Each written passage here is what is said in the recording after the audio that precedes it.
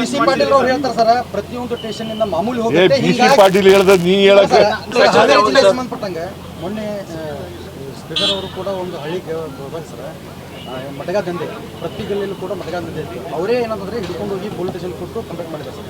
ಆದಾಗ್ಯೂ ಕೂಡ ರಾಣೆಬೆನ್ನೂರು ಸೇರಿದಂತೆ ಎಲ್ಲ ತಾಲೂಕುಗಳಲ್ಲಿ ಮಟ್ಕ ಮತ್ತು ಇಸ್ಪೇಟ್ ರಾಜ್ಯಾರೋಷವನ್ನು ಹಿಡಿದಿದೆ ಸರ್. ಅಭಿವೃದ್ಧಿ ಎಷ್ಟು ವೇಗವಾಗಿ ಹೋಗ್ತಾ ಇದೆಯೋ ಅನೈತಿಕ ಚಟುವಟಿಕೆಗಳು ಕೂಡ ಅಷ್ಟೇ ವೇಗವಾಗಿ ಅದು ಕೂಡ